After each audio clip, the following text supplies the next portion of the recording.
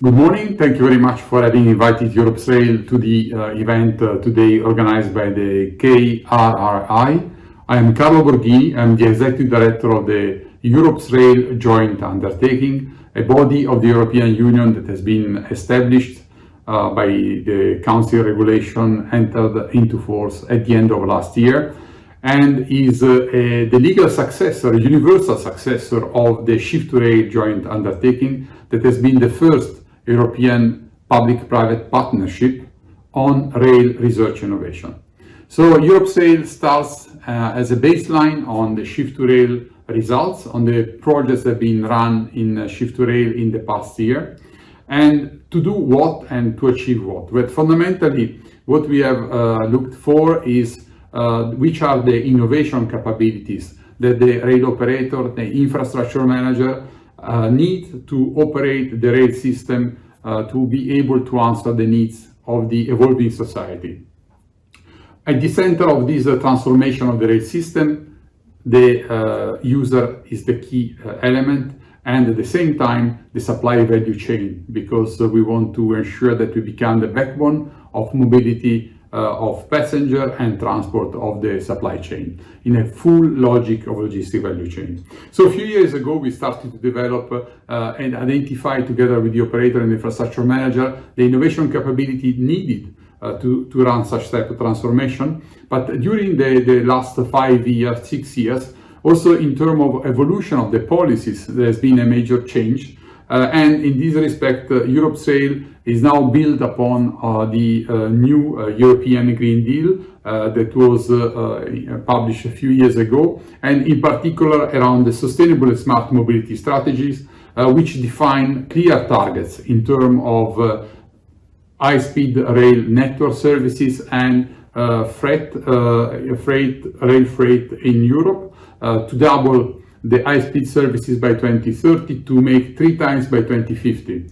And in terms of rail freight, to increase 50% by 2030 and double them by 2050. But not only, the competitiveness of the European rail supply industry, the European rail system remain one of the key priorities because it's combined with growth, with jobs, and the overall sustainability of the economy. Rail today is already the most sustainable mode of transport, unless you walk or you cycle.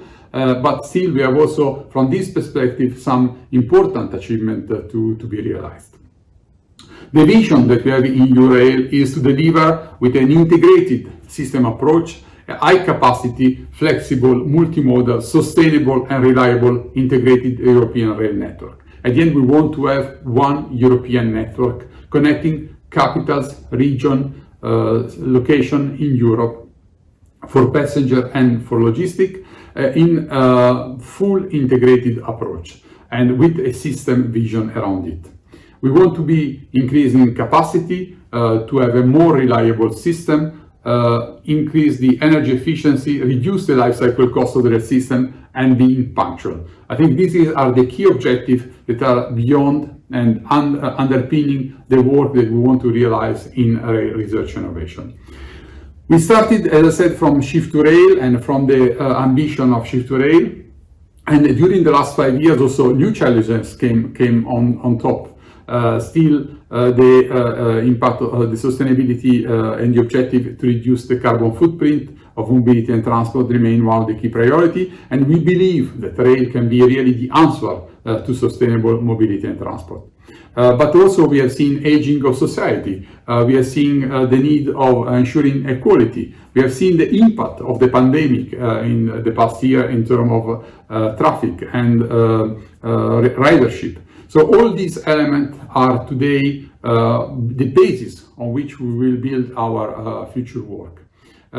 We want to have in Europe one European network, moving from the current national networks. ERTMS is a key baseline to achieve this. And also from this perspective, the need to evolve the technology and the operational concept behind it with a modular approach and systemic manner is a fundamental challenge in front of us.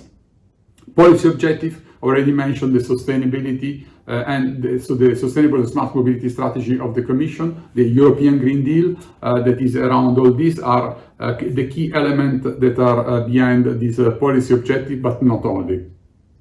What we want to achieve at the end concretely are be active on 5 main areas of activity. The first one is to establish and design, conceive a European traffic management layer, where we bring together the traffic management system of the 27 member states in order to supervise the network as one single European network.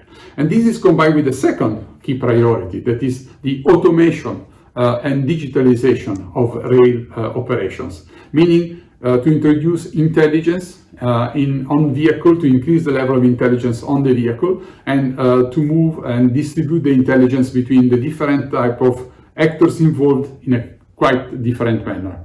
So we need to have evolution of our system to increase on the intelligence in the mobility, while to have the supervision of the system to ensure the performance of the full system and not only of one single vehicle or a set of vehicles. The third area is the sustainable assets, and I think this is one of the key fundamental components of the rail system, because constitutes still today one of the key costs of the system. And in terms of sustainable assets, we are looking also at all the evolution in terms of digital twins and virtual testing, but also hybridization of the system and the overall concept, a holistic approach to energy consumption. So it's looking to reduce the life cycle cost of the system, intervening on one of the key components. The fourth area of action is rail freight. Today, rail freight is, we have a market share in the transport around 70% on average in Europe. If we want to become the backbone as a rail system of European transport in the supply chain, we need to increase and to change the way rail freight is operated. And we are acting on 2 main areas. One is the technological area, bringing down the barriers that are limiting the performance of the rail freight. And the second is the in terms of data and information, how we can make use and manage the information that is coming from the different subsystems in rail freight to maximize the performance of rail freight. So bringing down the barriers at the borders, introducing digital automatic coupling, introducing digital brakes control, and so on and so on, because this will allow rail to perform in a different manner. And finally, we have a 5th area of action. 5th area of priority is that we want to be sure that we connect all the region of Europe. And in Europe we have many of lines, regional lines, local lines that are at risk of dismissal, for which we need to have a complete review of the system we have in place, from the vehicle to internal infrastructure, ticketing, services, up to on-demand services, making use of autonomous self-powered vehicles, making use of hydrogen, fuel cell hydrogen, and batteries. So these are the areas, the key priority areas into which we will be working. But how we will be working, because I think this is also one of the important aspects to consider. And I think we can look at it from the governance point of view of the Europe's Rail Joint Undertaking. Beyond the institutional governance, we have identified 2 main pillars. On one side, the system pillar that will be in charge of the definition of the system architecture and the concept of operation. So we are looking at to bring together the sector beyond the membership of those who will be investing in research and innovation in a manner to define which way the rail system will be operated by the 2030, 2040, 2050. And it will be technology agnostic. So we will not be driven by technology. We'll be benefit from the evolution of the technology, and we'll be benefiting from the evolution of the, especially in terms of automation and digitalization, machine learning, supercomputing capacity, and so on and so on, with a modular approach to be able to have a continuous evolution of the system like it happened in other modes of transport. The second area that is part of the full package of one single program research innovation is dedicated to the specific research activities. So really the design, conception, definition, specification, up to the development, testing, prototyping, large-scale demonstration of the technological and operational solution that will be answering the needs of the passenger as they will be defined in the concept of operation and in the system architecture. This is really the heart, the machine of all the joint undertaking. But once we have defined the concept and the system architecture, we have defined the technologies and the operations way that we want to run the business, what we need is also to be sure that all these will go to the market. And for this, we have a third area of activity that is the deployment group, in order to ensure that in Europe we have a consistent and coherent deployment plan, taking into account the needs of migration, taking into account the legacy system, and how we are able to accelerate the evolution of the technology. I will show the next two slides going a bit more in detail. On the system pillar, for example, you can see here the domains of the rail system and how they are aligned with their subsystem. It's quite complex slide, but it shows that effectively when you are looking at the architecture and the work we want to use to run in the system pillar is to be sure that we are looking at the different subsystem and also the interface with the other modes of transport to be sure that we work on addressing the needs in terms of evolution of the rail system, but we are also aware of the fact that we need to interface with urban transport, we need to interface with aviation and air traffic management, we need to interface with the logistic in terms of supply chain.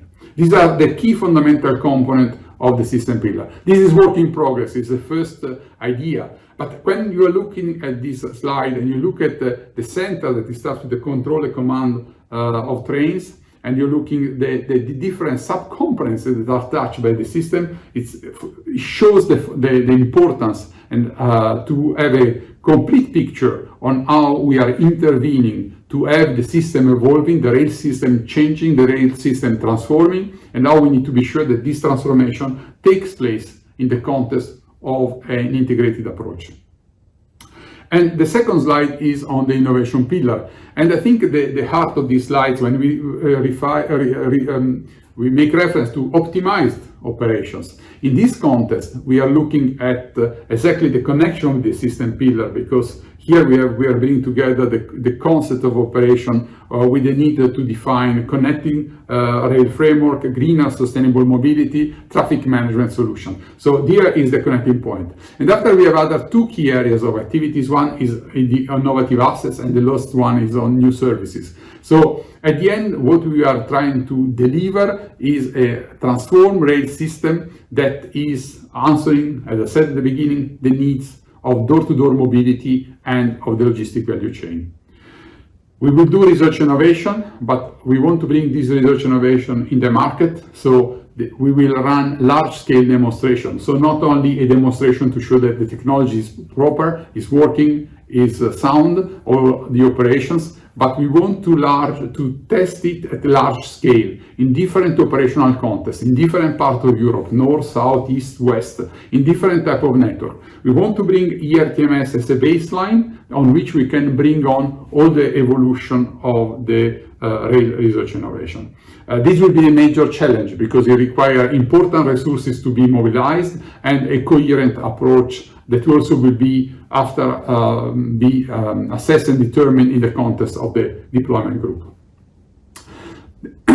Finally, I want to also show that, as I said, Europe's rail work builds upon the work that has been done in the previous program, Shift to Rail. The previous program, Shift to Rail, had already identified some three major targets: the reduction of the life cycle cost up to 50%, capacity increase twice, so up at 100%, and increase of punctuality of 50%. And the slide I'm showing now shows that we are not only looking at the research innovation as a package. We are not looking at the system approach. We are also measuring how the results coming from research innovation are expected to impact the rail system in the future. And you can see that effectively in the different type of segments, we have different type of targets. But you can see, for example, if I take in terms of life cycle cost, in terms of regional, we target already with the research innovation that we have been performing a reduction of 36% with a target of 50%. The same for freight, is we are already reaching 39%. This shows that the research innovation we are doing in Europe Rail and in Shift Rail before, that results from the work that is done by the infrastructure manager, that the rail operators and the supply industries that are today founding member of Europe's Rail, is paramount working together to achieve these targets. Clearly, these are targets. We can discuss a lot on how we can achieve it. It depends on the area where we are working. We have learned a lot, for example, on the area where we can really make a major change. And one simple example, when we looked at the metro system and looked at punctuality, we decided to move away because today the metro system are already at large in Europe at a high punctuality level, around 98%. The investment to go to, let's say, 99% will be huge compared to the benefit. So during the past 5 years, we have been also able to identify which areas are critical in the success of the transformation of Europe's Rail. And this type of monitoring and measuring will continue also in Europe's Rail. And finally, also it provides an information for all actors around the world involved in research innovation. And it's also an opportunity for us to work together with other partners around the world, other research centers around the world, to look into possible way of addressing similar issues in order to have an improvement and evolution of the rail system at global level, not only at Europe's level. And I would like to conclude only on our mission statement. This is really what we want to achieve. We believe that rail is should become the backbone of the mobility and transport, because it's the answer to a sustainable mobility and transport. It's not and in this respect, working together with aviation, road transport, urban mobility, supply chain, we believe that rail should be really the key player in ensuring people movements around Europe and ensuring sustainable distribution of goods. So for this reason, the mission statement of Europe's Rail is to make rail the everyday mobility. Thank you very much again, and for having invited Europe's Rail to this event, and happy to collaborate in the future.